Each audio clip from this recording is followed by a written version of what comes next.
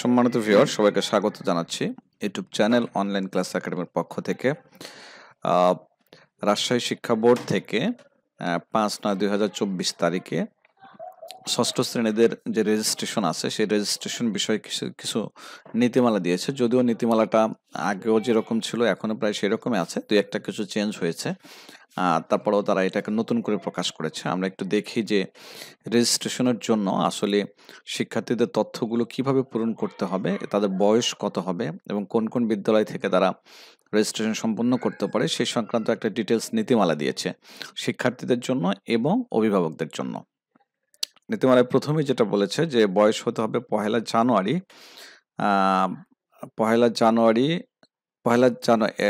জাতীয় শিক্ষানীতি 2010 খ্রিস্টাব্দ অনুযায়ী পরীক্ষার বছরের পহেলা জানুয়ারি। পরীক্ষার বছরের পহেলা জানুয়ারি মানে হচ্ছে যারা এই বছর আছে এই বছরের পহেলা জানুয়ারি ন্যূনতম বয়স হতে হবে 9+ এবং 31শে ডিসেম্বরে 15 বছর, অর্থাৎ 9+ থেকে 15 বছর পর্যন্ত। তবে বিশেষ চাহিদা সম্পন্ন যে সকল শিক্ষার্থী আছে তাদের ক্ষেত্রে বয়স সর্বোচ্চ হচ্ছে 20 বছর, এর বেশি কিন্তু হওয়া যাবে না। আর কোনো অবস্থাতে পাঠদানের অনুমতি নাই এরকম কোনো বিদ্যালয়ে কিন্তু শিক্ষার্থীদের রেজিস্ট্রেশনের সুযোগ পাবে না এবং তাদেরকে ওখানে কিন্তু দেওয়া যাবে না। আর এই রেজিস্ট্রেশন করার সময় যে সোনালী সেবা স্লিপ, সেই সোনালী সেবা স্লিপ অর্থাৎ শিক্ষা বোর্ডে যে টাকাটা জমা দিতে হবে সেই টাকাটা দেওয়ার পরে কিন্তু সেই ফর্মটা পাওয়া যাবে, তাছাড়া কিন্তু সেই ফর্মটা পাওয়া কোনোভাবেই যাবে না। আর সে প্রতিষ্ঠানের ক্ষেত্রে যে নির্দেশনা দিয়েছে যে এখানে 6 নম্বরে দিয়েছে যে 3 সদস্য বিশিষ্ট একটা কমিটি গঠন করতে হবে। সেই কমিটি মূলত রেজিস্ট্রেশনের সকল কার্য প্রণালীগুলো তারা দায়িত্বে থাকবেন এবং তারা সেগুলো সম্পূর্ণ করবেন। যখন টর্চলিস্ট করা হবে টর্চলিস্টগুলো তারা মিলিয়ে দেখবেন এবং যখন অনলাইনে ESIF ফর্মটা যখন পূরণ করা হবে তখন সেই ফর্মগুলো তারা মিলিয়ে দেখবেন যে ঠিকঠাক আছে কিনা।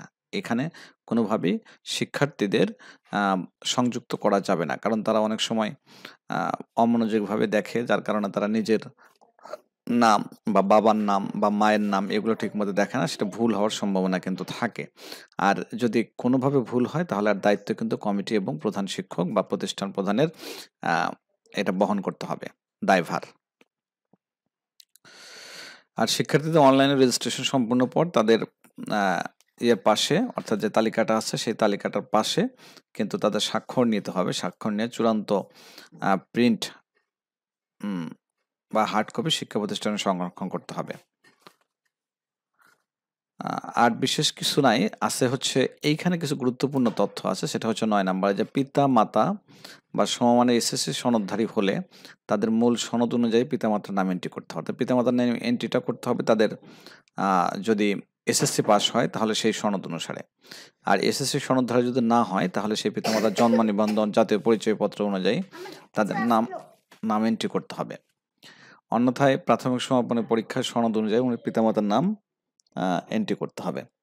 অর্থাৎ যদি শিক্ষিত না হয় তাহলে বাচ্চাটা যে প্রাথমিক বিদ্যালয়ে পড়ে সেই প্রাথমিক বিদ্যালয়ের সনদে পিতামাতার নাম যেভাবে আছে সেভাবে দিতে হবে। যদি তার জন্ম নিবন্ধন জাতীয় পরিচয়পত্র এগুলো কিছুই না থাকে তাহলে প্রাথমিক সনদ। শিক্ষার্থীদের নিজ পিতামাতার নামের পূর্বে কোনো সময় মিস, মিসেস, কুমারী, জনাব, মৌলভী, আলহাজ, অধ্যাপক, barrister, engineer, colonel, doctor, Shrimati, বাবু, মৃত, মরহুম ইত্যাদি পদবি কিন্তু সংযোজন করা যাবে না। কোনোভাবেই এটা সংযুক্ত করা যাবে না। শিক্ষার্থীদের তালিকা, হার্ড কপি, পরীক্ষার্থীর PEC সনদ, জন্ম নিবন্ধন, পিতামাতার NID মূল্য প্রস্তুত করতে হবে।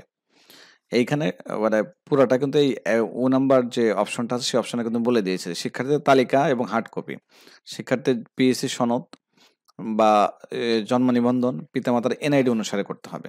সকল শিক্ষা প্রতিষ্ঠানের স্বীকৃতি হালনাগাদ থাকতে হবে, অর্থাৎ যে প্রতিষ্ঠানে রেজিস্ট্রেশনটা করবে সেই প্রতিষ্ঠানের যে স্বীকৃতি আছে, বোর্ড কর্তৃক যে স্বীকৃতি আছে সেই স্বীকৃতিটা কিন্তু হালনাগাদ থাকতে হবে। এখানে কি কি সংযুক্ত করতে হবে? প্রত্যেক শিক্ষার্থীর জন্ম নিবন্ধন সংযুক্ত করতে হবে। যে সকল স্কুল এবং কলেজের নিম্ন মাধ্যমিক পর্যায়ে হালনাগাদ পাঠদান একাডেমিক স্বীকৃতি নবায়নের মেয়াদ নেই সেই শিক্ষা প্রতিষ্ঠানগুলিকে অতি সত্বর পাঠদান একাডেমিক স্বীকৃতি নবায়নের মেয়াদ বৃদ্ধির আবেদন দাখিল করার অনুরোধ করা হলো। এখানে সময় দিয়ে দিয়েছে। তো মূলত এই ছিল মূলত বিষয়। মেন কথা হচ্ছে যে শিক্ষার্থীদের যে আমরা রেজিস্ট্রেশন করব, সেই রেজিস্ট্রেশন শিক্ষার্থীর নামটা কিন্তু হইতে হবে তার প্রাথমিকের যে সার্টিফিকেট আছে সেটা, অথবা জন্ম নিবন্ধন অনুসারে। আর পিতামাতার নাম অবশ্যই, যদি সার্টিফিকেট থাকে এসএসসি পাস হয় তাহলে সার্টিফিকেট অনুসারে, আর যদি তা না হয় তাহলে তাদের এনআইডি যে আছে এনআইডি মূলে কিন্তু পিতামাতার নামটা দিতে হবে। এই কয়টা বিষয় কিন্তু খেয়াল করতে হবে। আর বয়স হচ্ছে 9 থেকে 15-র মধ্যে। আর বিশেষ চাহিদা সম্পন্ন যারা প্রতিবন্ধী আছে তাদের সর্বোচ্চ বয়সসীমা হবে 20 বছর। এই কয়টা নীতিমালা পালন করলেই কিন্তু এই রেজিস্ট্রেশনটা মূলত একদম নির্ভুলভাবে করা সম্ভব। তো আজকে এই পর্যন্ত, সবাই ভালো থাকবেন। আর নিয়ত শিক্ষামূলক ভিডিওর জন্য অবশ্যই আপনারা এই চ্যানেলটির সাথে থাকবেন। আল্লাহ হাফেজ।